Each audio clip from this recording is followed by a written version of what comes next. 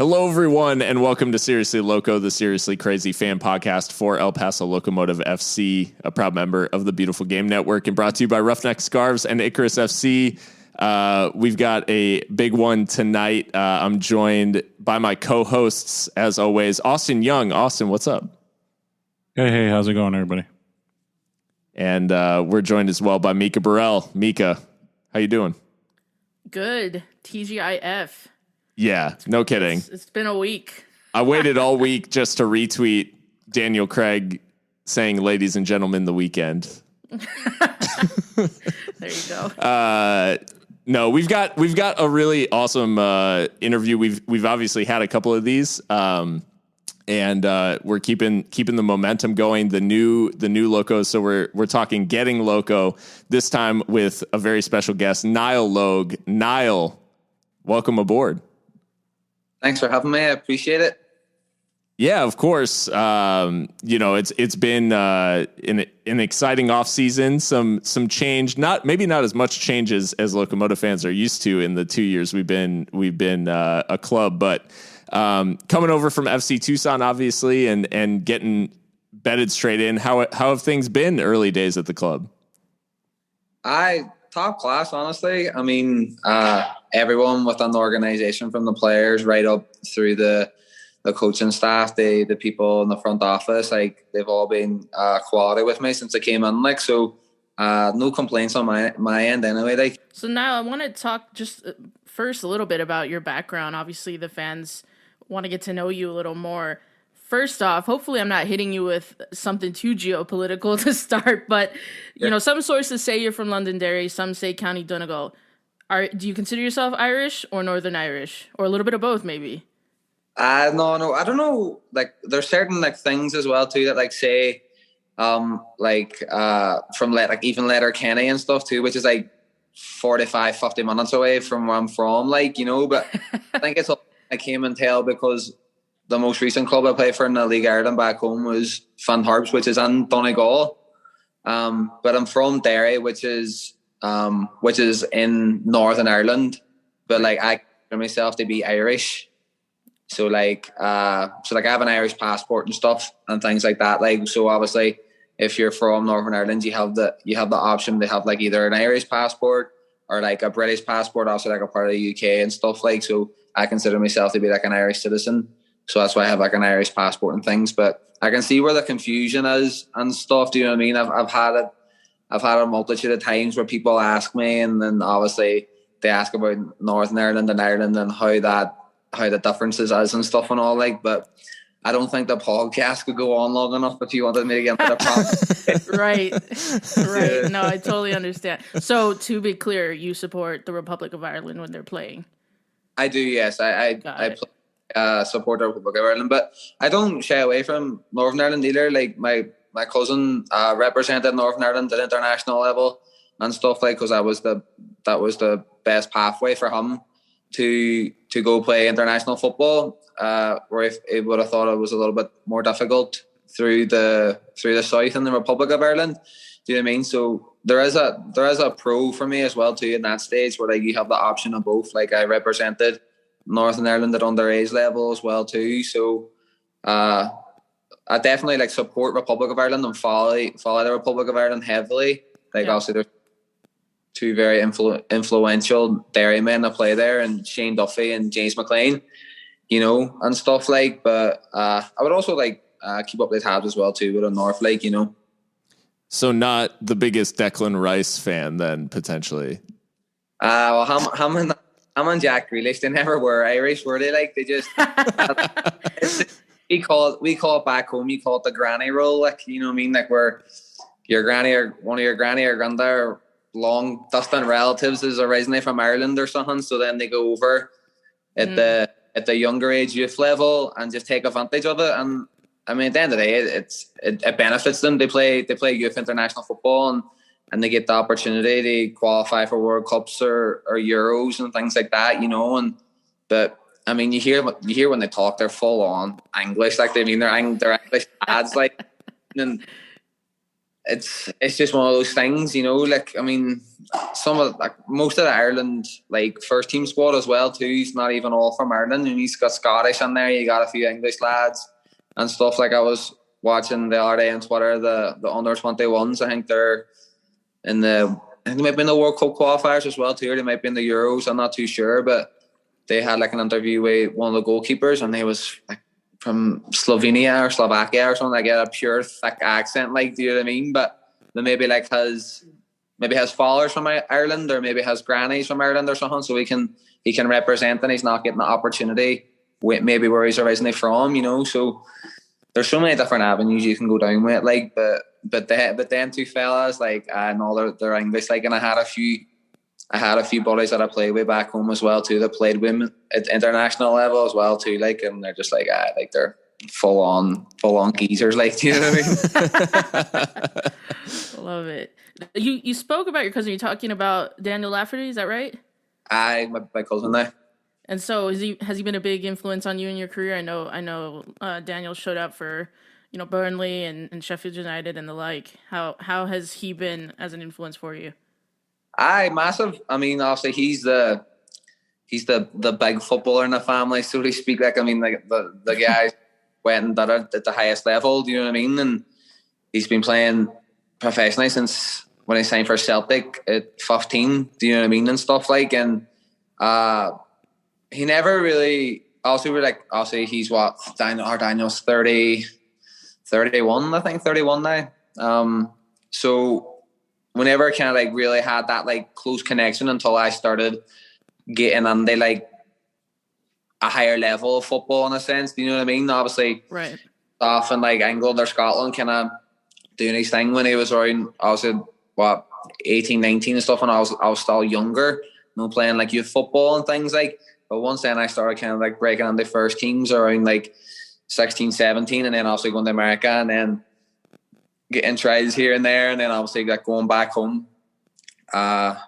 It also over the years, and it just completely gelled, like, because you're at that maturity to speak about things more, and you understand more, and you've been through things the same. But I mean, I was talking to him there last week as well too. We were talking because the League Ireland just started last week. You know, like, he's back home playing with our hometown club again now, Derry, in the League Ireland. So, sorry if you can hear that. My dog's drinking water. No worries. It's dry here. Your dog's getting used to it. I know. But I like the man has went and played international football, played in the Premier League, played in the English Championship, played in the Scottish Premiership, Scottish Championship, and then I'll say back in the Irish Premier League as well too. Like, you know, so just having a good relationship was always a good thing on my end, you know, and also being kind of somewhat the same position. Him also being like a natural left back, kind of wing back position, and then me being a left back, we kind of had those similarities and stuff, like. So now, like, we just pick each other's brain. Like, he would just text me saying how things are going, how it is over here, and he's had a few opportunities to come over here himself as well too, but also it's a wee bit more difficult with a wife and 2 kids, you know, and stuff. But no, like, he was talking to me last week there about possibly coming out, knowing hopefully when everything dies down with Corona, God spares us, like, in the off season, you know, around like November, because they're the same league as us. They play through the summer and we play through the summer. So he's looking to come out for a few weeks, and then probably ship off to like California and Vegas for a few weeks and stuff, like. So, but no, we have a great relationship, hey, and it's definitely a bonus on my end to have someone that influential and someone who has played the highest level that you can play back home, like, you know, and to be able to pick his brain and understand things that maybe I wouldn't necessarily get out here is definitely a bonus for me on my end, like. So you spoke about how he's now playing at Derry. Is that the club that you grew up supporting, or who was the club that was it for you? I mean, Derry City's our hometown club, like. So he played for Derry before when he was younger. Do you know what I mean? When he came back from Celtic, he played for Derry for a year and a half, 2 years. And then that's when I went off to Burnley then and stayed in England then for most of his career. And then he's been back in the League Ireland now for the last 2.5 seasons. Played by Shamrock Rovers the last year and a half, and then signed back with Derry for another 2 years there before the season and stuff like so.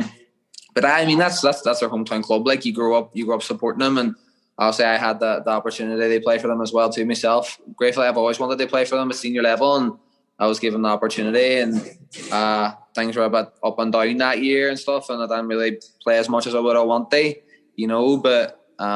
But to be able to represent them was a big thing for me, and obviously representing the hometown club is a big thing as well too. Like, but no, definitely a big following of them and stuff. And if I was to go to like the club that I follow, like support wise, would be I'm sure all of them want to hear this, but it's Man United. Do you know what I mean? So we've got a tension Austin in there. will be happy though. He knows how to follow a real club. That's why. Oh, Austin, don't do it.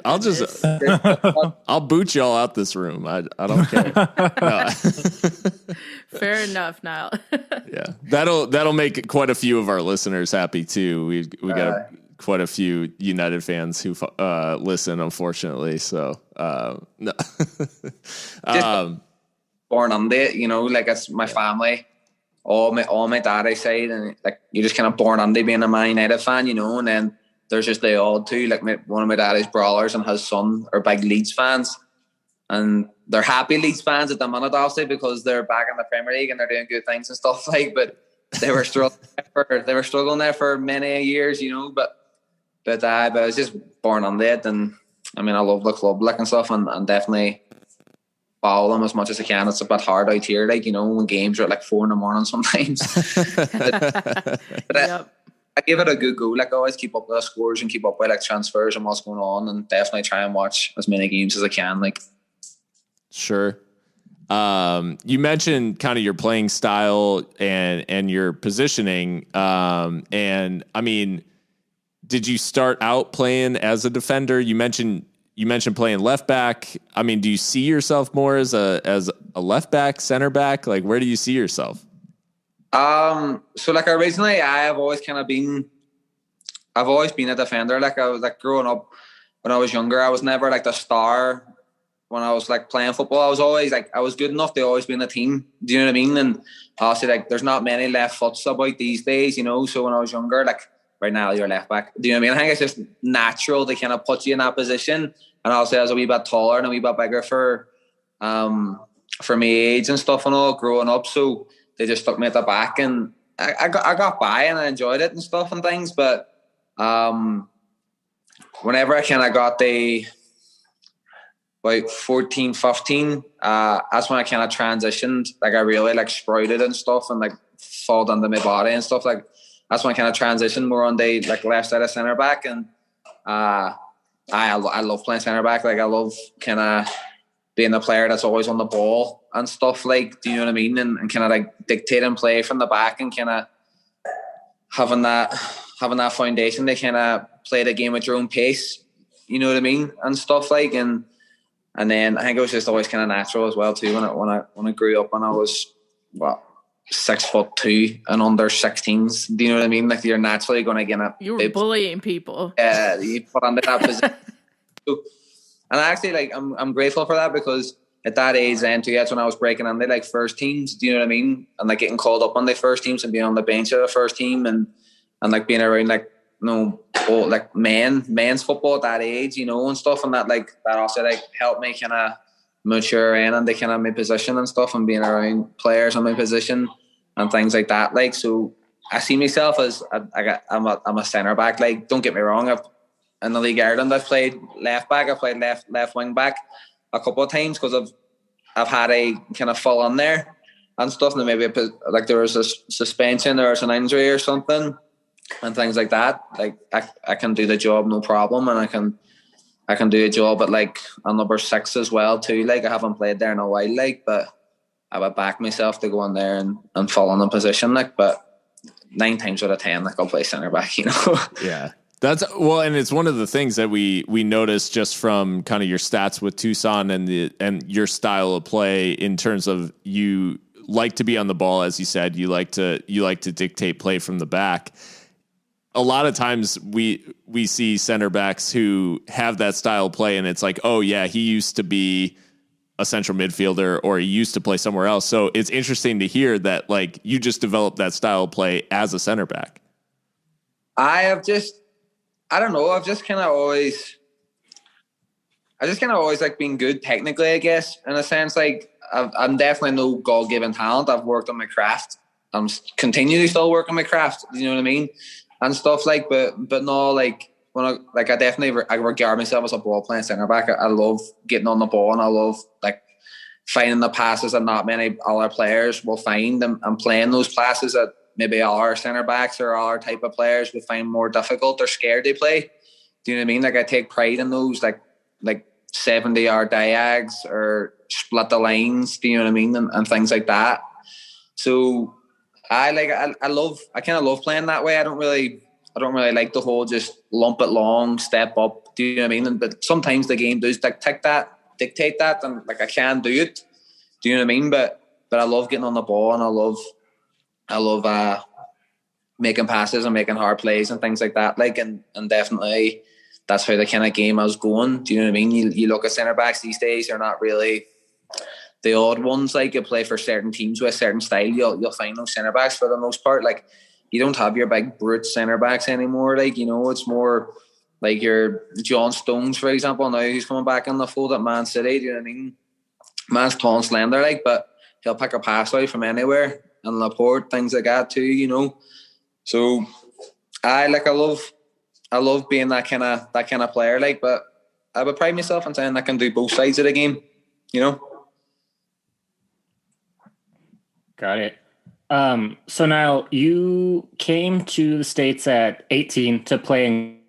How was that college experience like or unlike your expectations? How did you find that when you got here? I was quality, honestly. I mean, I kind of came out with no real expectations in a sense. Do you know what I mean? Like I took a leap of faith, and I was kind of always something I was playing with. Going through school, like, no, I always knew that was a pathway that I could kind of venture down, you know. So whenever I did it, I just went out with an open mind, and I was like, you know what, I'm going to go give it a go and kind of see how it's like. And I can always come home. Do you know what I mean? If it doesn't work out, I can always go back home, and I could do school on the side and then just play professionally. Do you know what I mean? That I always knew I kind of had the both options. But when I came out here, I fell in love with it from day one, honestly. Hey, just the whole lifestyle out here, obviously just living in America is a bonus on its own. Do you know what I mean? But just the way it was, hey, I don't know, just kind of suited me. It suited me down to the ground, like, and I loved every minute of it, hey, and I loved when I was in Arizona, and then also when I was in Ohio then too.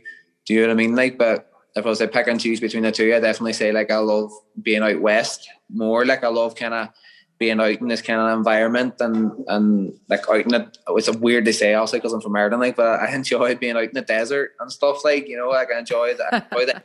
Nice. I enjoy just the way that people are out here and stuff. Like, I think it's brilliant. You know what I mean? So I definitely see myself being out here for the foreseeable future, like, you know, and I can't wait. It's going to be an adventure, like. Yeah. What you kind of pointed out a lot of things that you really like, and obviously you have enjoyed your time here. What part of American culture has been like the most shocking to you or the most surprising? Most shocking or surprising. And like what else? Like to do with like just American culture in general, or like they do with school or anything? Like, anything in general, you know, whether it's just like the way people act or, you know, food or pop culture, things like that. And don't worry, we won't get mad. Yeah. I mean, for me, I think one of like the craziest things that I noticed when I first came out is that how it's so big and so vast, but everything is so accessible. Mm-hmm. Do you know what I mean? Like back home, like where I come from, obviously, like I'm from like Derry City. It's a city, like, but it's not like huge either in a sense. Do you know what I mean? Like we're here. Like if you want something, it's on your doorstep. You know what I mean? Like you want to go to Walmart, for example, it has everything. You want to go like a huge Home Depot, it has everything, or anything you need. It's in like a small vicinity of where you are. But then there's like 15 other of those around. The big box stores, essentially. Like it was mad to me when it came out. I was like, if I wanted to go get a certain thing back home, I would have to maybe drive across the town to like a specific shop that only does that. We're here, it's like you just have it basically on the click of your finger. Be like, all right, I need a garden hose. Right, Walmart's down the street. I'll just go get that. Do you know what I mean? Back, and while you're there, you'll get groceries for the week too. Exactly. You just up and you'll get a full cupboard full of food. Do you know what I mean? It's mad. Like it was mad to me, and haul across the half of the town back home to get something. We're here. It's just click of a finger. You need it. It's there. You know, and like I was so taken back by it, but I also loved it at the same stage. I was like, ah, geez, this is amazing. Like all day, anything I want, I can go here and get food. Do you know what I mean? Consumerism. Top tier. It is mad, but no, that's probably like the maddest thing I find differently. Yeah. That's interesting. So what was it like? So you do your I think you were here for 5 years, right? In college? Or 6? 3.5. Oh, 3.5. Okay, I got my numbers wrong. Sorry about that. But so you were here for a time, and then you get to go back home to start your professional career. What was that like? How did that make you feel? I loved it, honestly. I mean, like my intention kind of once like my senior year was up, like my intention was to stay here and things, do you know what I mean? And stuff like that. And obviously I never ended up getting drafted and stuff and all, which is fine as well too. Like I had kind of other options and things were going down the avenue, but like one thing after the other, and then obviously Derry City and reached out and they had the opportunity to go home and represent my club was something that I always wanted to do. And I was like, no, what, I have to kind of just take a leap of faith here and go back. And I know it was a bit difficult with my wife now, my girlfriend at the time, do you know what I mean? Kelsey and stuff, like when we're there, it's like, oh, how's it going to work? Blah, blah, blah, blah. But ultimately it did work, like we're married now and stuff, like, you know, but it was strange. Like I did try like a lot to kind of stay here, but I just felt like everything that I was trying at the time was kind of just getting shut down for a reason. And it was just ultimately to go back home and obviously they play football, but it was also ultimately like, I don't want to get like too deep here, like, but it was ultimately like in my, for me anyway, thinking back and my belief is that the reason I ended up going back home was to have like a year and a half with my mother who passed away suddenly, like after me about a year and like 2 months when I was back home. So I had like a year with her, do you know what I mean, that I didn't even know of. Do you know what I mean? So I would have been gutted if I like did end up getting drafted or did end up staying here and playing the season and then going home and only having like 5 weeks with her. Like she just got like overnight just got really sick and then went in the hospital, and within 5 weeks then she ended up passing away, unfortunately. And for me, like I'm grateful thinking back, being like, right, that's like someone was telling me to go home and I listened to it and I went home and represented my hometown club and ended up having like a year and a half, a year and a couple of months with my mother. Do you know what I mean? So absolutely. Wow. Yeah. It was definitely something I'm grateful for and I'll be forever grateful for it. You know what I mean? And stuff. And I've definitely never looked back. Like, sounds like it was definitely meant to be. We hope that's the same when you're here. Yeah, no, definitely. Awesome. Well, and Mika mentioned, meant to be, and maybe MLS teams not valuing ball playing center backs quite the way that maybe a Mark Lowry side does. And so, I mean, you're at Tucson, you get the call that El Paso's interested, Locomotive is in for you, wants to sign you up. How did things progress, and what was your reaction to a club like that coming in for you? I know, like it happened. Like I kind of like when I was at Tucson, like I loved my time at Tucson. Like I couldn't speak more highly. Like John Gallas and what I've done there at the club. Like unbelievable man, unbelievable manager, and a great club, like, you know. But I always felt I was really comfortable at League One. Obviously, like coming from the League Ireland, there was kind of a little bit of a step back, you know, like in playing ways and stuff. And I was fairly comfortable for most of the year. So I kind of always had, like, I was like, you know what, I'm definitely going up to the Championship. This is where I belong, like, and I know I can play here for a long time, you know, and it's kind of similar to League Ireland back home, you know. But so coming towards the end of the season, then just I'm talking with my agent and things, it was kind of like there was teams talking to him throughout the year, and he was in constant contact with USL Championship clubs and stuff. But ultimately, I was just kind of making sure it was the right fit for me. You know, you can kind of get like wound up and seeing like a club's in for you, but it might not be the right fit for you as a player. Do you know what I mean? Like, for example, like just say, I don't know, I don't really know. Like just say, name names, Niall. New Mexico who did you United. who did you turn down?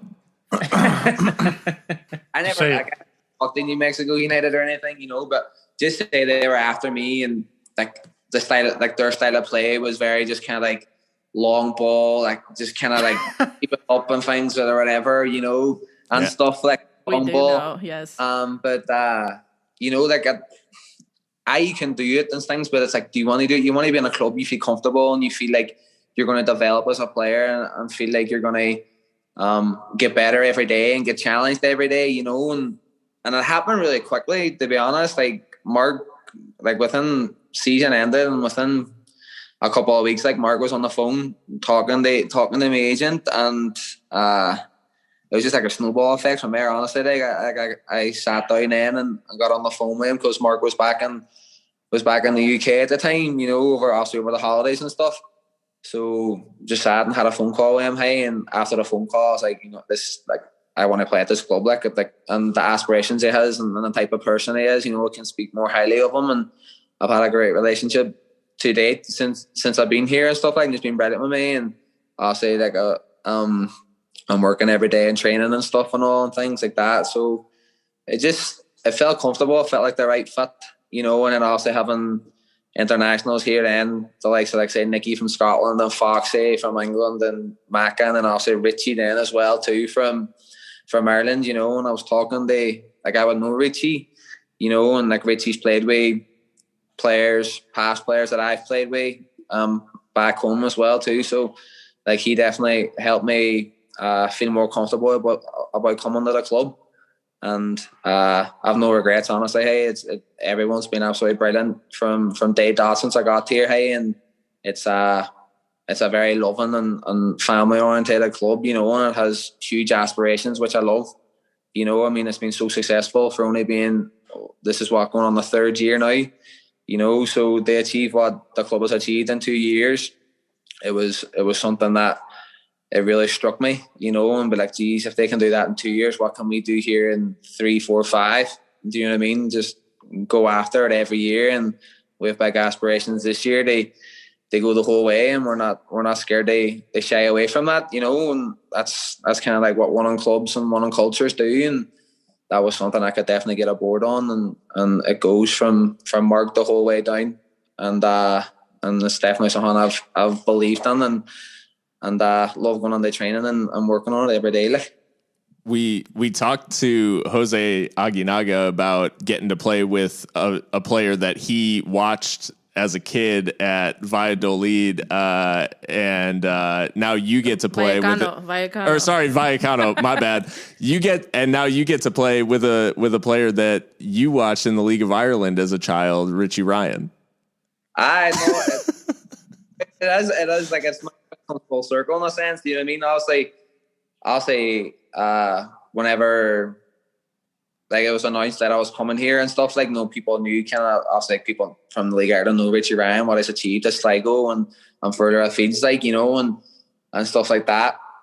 And I've played with the likes of, like, Raf Cotero, who was at Sligo with Richie, and I played with him at Finn Harbs for 2 years. And then, like, Gavin Pearce was at Sligo with him. I was at Derry with him. And then kind of like the main one would be like Stephen Parkhouse. So he's from where I'm from in Derry. and he would play for Derry for years, play for Sligo. He was kind of like at Man City for when I was a kid and stuff. And I played with him when I was at Institute, like the other like semi-professional club in my hometown. When I was breaking into the first team there, like 15, 16, he was with the first team. And he's like best mates with my cousin as well too, on my daddy's side. And talking to him too, and then talking to my cousin, we're like, oh, like you're playing with Richie Ryan and stuff. And I was like, I don't know, it's mad. Like, I couldn't speak more highly of the fella. Like, you know what I mean? He's been really top quality. Well before I even signed for the club, you know, like I talked to him when I was back in League Ireland as well too and stuff. And when I was at Tucson and things like that too, he's kind of always kept tabs on me and kind of checked in here and there and things. And then obviously when I kind of came around then, it was my turn to sign here basically, like just talking to him, texting him and calling him. It was a no-brainer. Like, and it is mad kind of thinking like, geez, like I was talking to him here like 3 years ago when I was back playing with Derry and stuff and all. Now I'm back out here playing with him. Like it's mad. Like that is crazy. Wow, to find yourself with Richie Ryan in El Paso, Texas. If you said that to me, when I first came out here in America, you're like, El Paso, Texas, where's that? Yeah. Speaking of El Paso, if I'm not mistaken, you and Memo Diaz you shared time together at Yavapai College, is that right? And did you ever talk to Memo about the city once you knew you're going to be signing? And if so, what did he have to say about El Paso? Hi, Memo. Me and Memo's best buddies. Like Memo was one of my groomsmen in my wedding. Like, do you know what I mean? No like, kidding. What? That's insane. Wow. Wow. Memo's one of my really good friends. Like, there's like four or five of us from. Well, there's a group of like me and then four mates from a college at Yavapai. Like I've always like been best mates since we left and stuff like, and we've had like I've been calling like reunions, but we'd try and meet up every off season when we can and stuff. It was a bit difficult when I was back in Ireland, but I was talking to Memo as well too about it. No, saying though, like Mark rang me, like he's really interested, blah blah, and then obviously he had nothing but really good words to say about the club and the city and everything about it. Do you know what I mean? And I was actually, weirdly enough too, I was actually in El Paso once before. It was 2016. Like I only kind of like I went down with Memo. I stayed in Memo's house for one night because I flew from this is mad. I flew from Juarez to Mexico City because I had like a 2-week trial at a 2-week trial at Club America. So wow! I went down there for 2 weeks, and then I was supposed to go to like Cruz Azul for 2 weeks, and then Club Tijuana for 2 weeks, and then kind of like decide then like, do I want to go and play for one of these clubs or do I want to go to Ohio State? But I just went there for 2 weeks and I was like, you know what, like I just feel like I need to go back to school.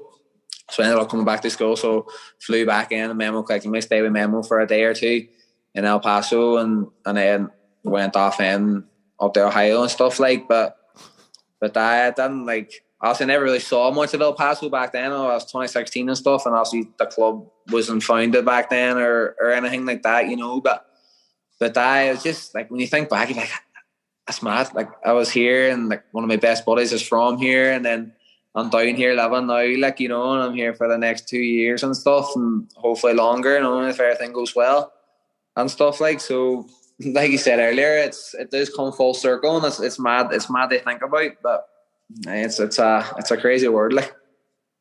So I'm curious, now that you've mentioned, you know, you had a little bit of interest from these Mexican clubs. I follow Liga MX kind of closely.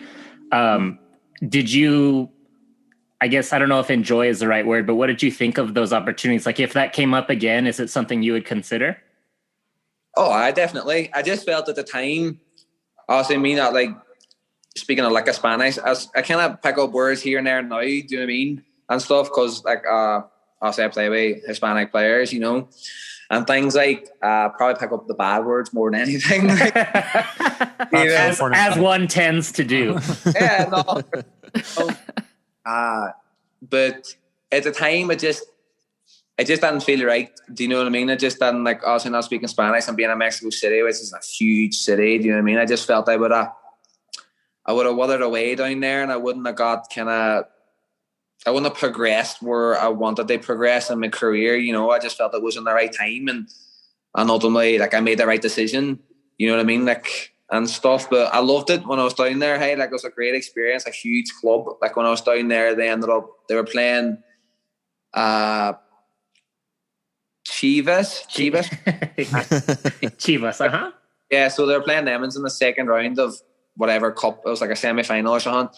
And they took me to the game in the stadium, packed stadium, like, mental atmosphere was quality. Like I loved the whole experience of it. And, like, the club was great with me and stuff and all. Like, but if there was ever an opportunity and, like, a big Liga MX club came knocking on the door, like, of course, like, it's something I would never turn my nose up at a club that wants to like, talk to me or talk to my agent about me or something like that. You know what I mean? Like as a player, and I feel like all players would testify, like, you know, you always keep your options open and talk about certain things, like, but, like, I'm loving where I am right now, and I'm at a huge club.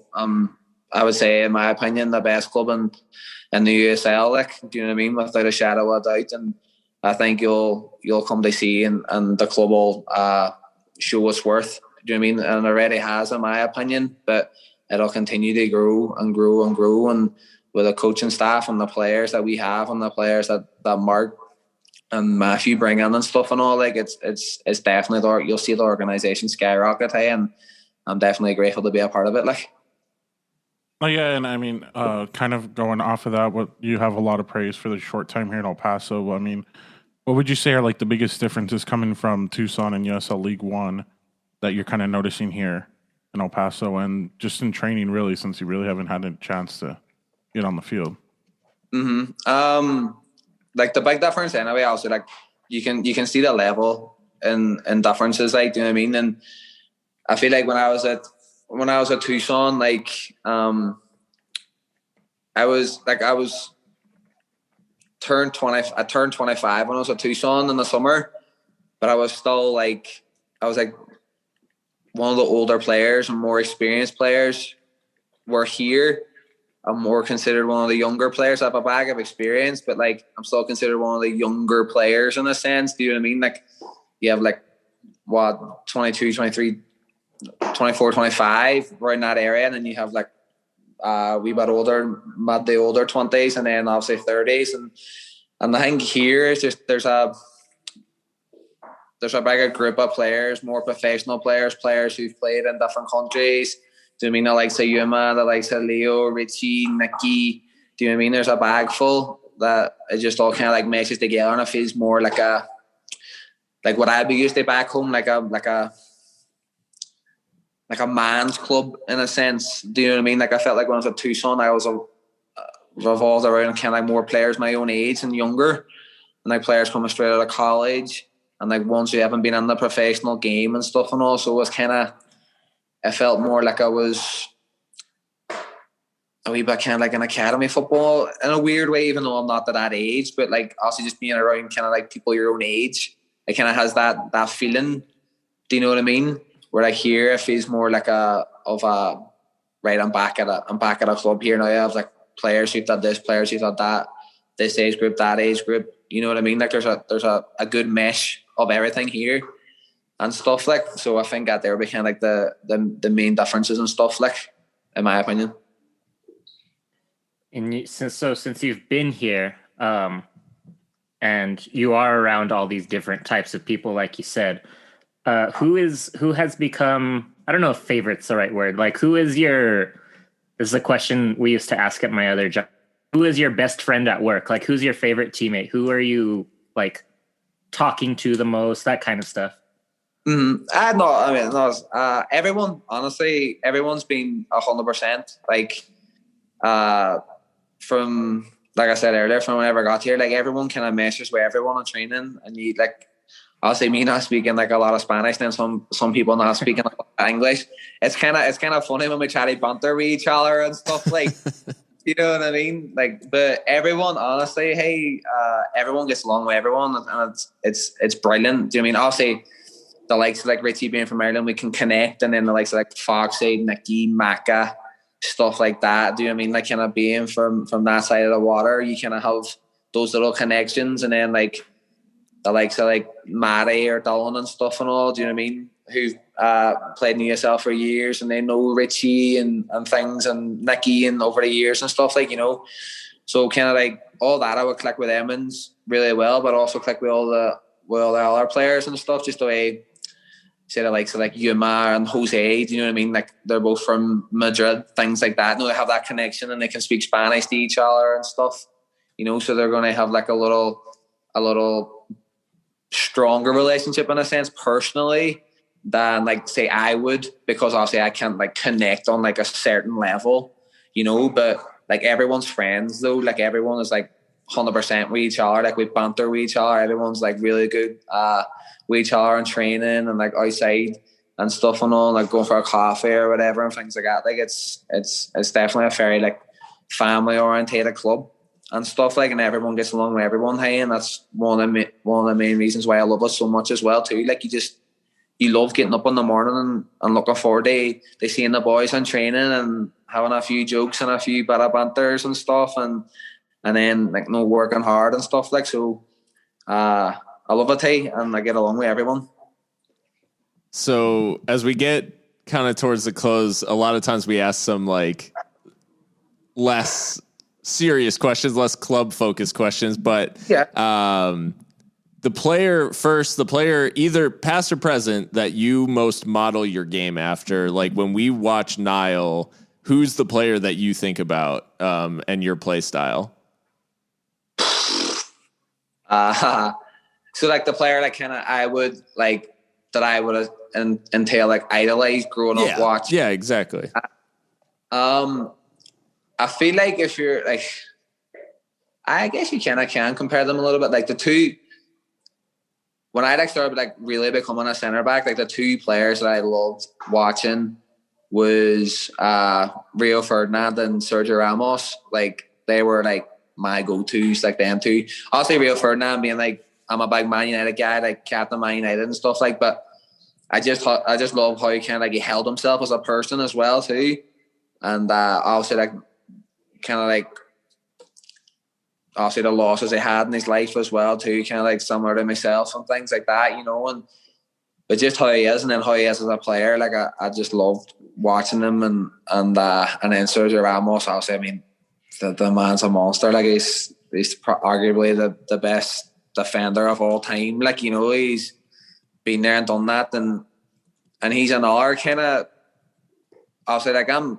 6'4", like I'm a big boy, like, do you know what I mean? But Sergio Ramos isn't that big of a fella, do you know what I mean? But he's an absolute beast on the football pitch, do you know what I mean? Like, and nobody messes with him, and he gets the ball down, he sprays passes, and he breaks lines, and he's just a joy to watch, honestly. And like the competitiveness in him, I love seeing it. Like especially where I come from, like, do you know what I mean? Like, it's just hard football. Like, it's just grit your teeth football, and like you don't shy away or back down from anything, you know. And it's tough football in a sense, you know what I mean, and things like that there. But those two would be my go-tos, like, definitely. Like, I could sit and just go on YouTube and just watch videos of them for hours, like, no problem.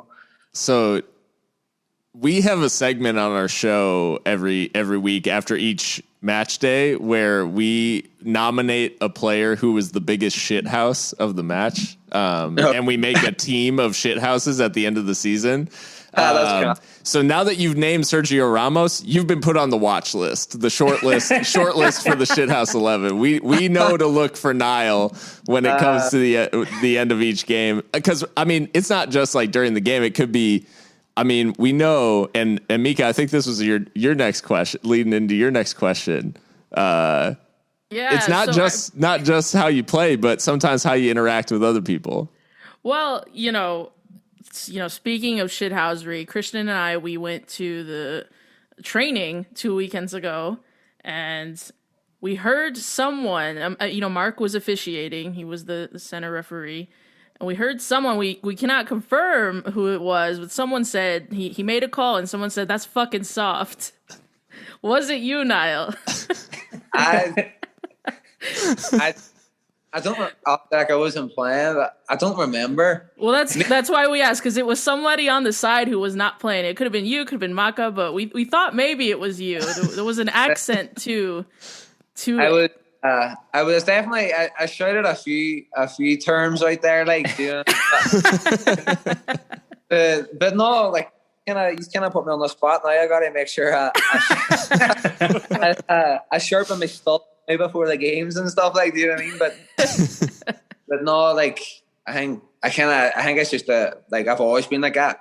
I've always kind of like my not our Daniel, my cousin, but my other cousin Colin. He played kind of like in the Northern Irish League as well too, growing up, and like, he's like me, like, and I get it off him, and he's just like constantly like yelling, like barking at the referee, barking at players, getting stuck in. Do you know what I mean? I think it's just a competitive. Like you hear Richie in training, like, fuck this and what the fuck. And yes. I'd be I would kind of like show my frustration vocally. Do you know what I mean, and stuff, and I don't know if I should say this, but so like when I was at Ohio State, like at the time, my missus came out for 2 weeks.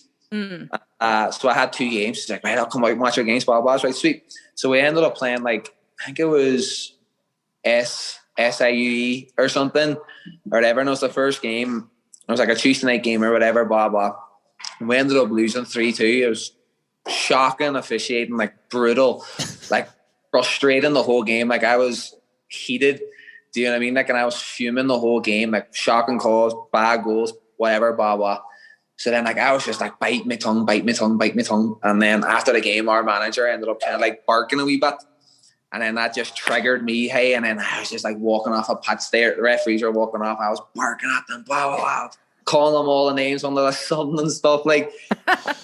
And then I ended up kind of walking off. And then I just like got up and they were walking down the tunnel. And I started barking at them from the back. And then I sat down. And then the thing I know was just around, I just see like a black shadow kind of come around the corner. And the referee just like, and it was wearing like the big, like, kind of like no long black overall, like coat. So I just seen this like shadow come around. I was like, oh no, bang, straight red card. I was like, oh, no. So, like, Oh my god.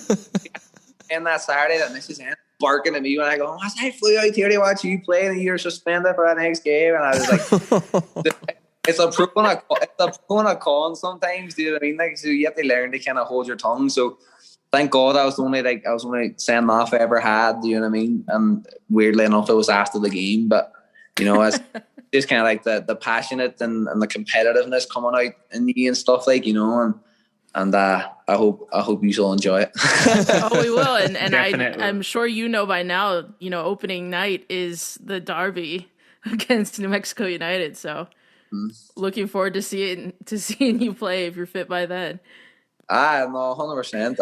I was good at it. Couldn't compete in it there last week and stuff, like, you know. But the lads did a great job, but no, that'll be the big one, especially having all Usins back in the stadium as well too. It's going to be electric, like, yeah. You know, I've heard nothing but amazing stories about how passionate these are and how like loud these get during the games. Do you know what I mean? From the players in training and stuff, like. So it's definitely an experience I'm looking forward to, and hopefully it's a packed out house. If we can have a packed out house, you know, as many as we can, and as loud as we can, and definitely having that this year will be a big plus, because I mean, fans play a huge part in the game, as you know. Do you know what I mean? Like, these are called the 12th man for a reason, like.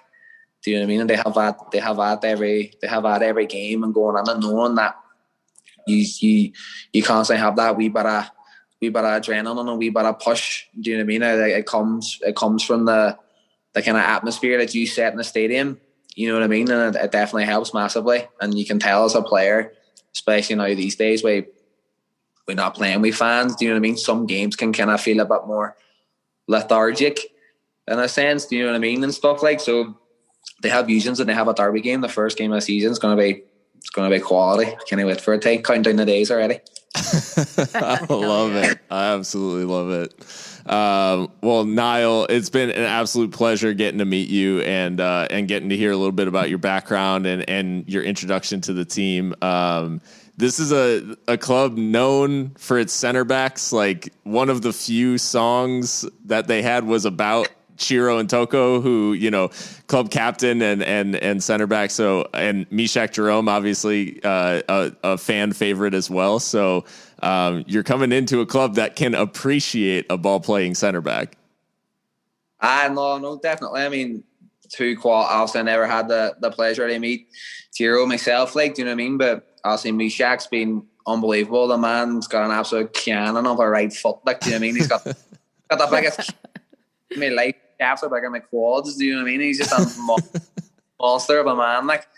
But I love it, hey. Like, I love kind of having that warm feeling of knowing that, you know, the fans especially as well too kind of appreciate how we are centre backs and appreciate how we play the game, and also the style that Mark's implemented on us as well too. And like, I'm definitely learning more about my craft as well too, being here and working under Mark and working under Matt. Do you know what I mean? And stuff, and learning more about my position and more about my game and stuff and all. So I hope anyway, whenever it comes around in May, that like you shall see an even more improved player and myself, and a more all-rounded, because I mean, obviously that's every player's goals. They kind of be as rounded as they can and as complete as they can, you know. So hopefully come around May, if you'll get to enjoy it, and we can enjoy it together, and hopefully get stuck under them noisy neighbours up a road. That's right. Well, thanks again, Niall, for spending so much time with us, and it's been a lot of fun. Hopefully it was the same for you, and we'll be seeing plenty of you hopefully throughout the season. 100%. Thanks for having me. I really enjoyed it. I love doing things like this. So anytime you want a wee bit of entertainment, just give me a wee bit of call. And love it. Out the subtitles maybe, and some other people understand, because if they can't, just shoot me a message and I'll try and translate as best I can. Love it. Thank you so much, Niall. It was a pleasure. It was my pleasure. Yeah. My pleasure. Thanks, Niall. All right, chatties. Thank you. That was Niall Logue, center back for El Paso Locomotive FC. I mean, you heard him. Wanted by other teams. Chose to come to El Paso because of the fit. And I think, I mean, it's a no-brainer, right? He's a ball-playing center back. He loves to pass. You can check out USL Tactics, and maybe we'll retweet that in connection with this episode. But USL Tactics pointed to him as a just a great fit for the system. His passing stats are off the charts, and him and Mishak in defense together, that is a deadly combination to build out from the back. So he's very excited to be playing. I'm very excited to see him in action. And yeah, we'll see how this preseason progresses for him. And you can tell he's already very hyped for that first match at Southwest University Park this season against New Mexico United. He already feels that passion for the derby. He already feels that excitement about having that fan base around him. And yeah, I just cannot wait. Genuinely cannot wait for that first match to kick off. And Niall can't either, which is great to hear, for a new player to come in with that level of excitement for the derby and everything. It's just great. And so hopefully you guys enjoyed. If you did, give us a like, give us a subscription, a follow on whatever platform. If the platform allows you to review the podcast, if you can drop us a 5-star review, that would be amazing. It just gets us into the eyes and ears of more USL and El Paso Locomotive fans. So hopefully you take the time to do that. And until next time, stay loco.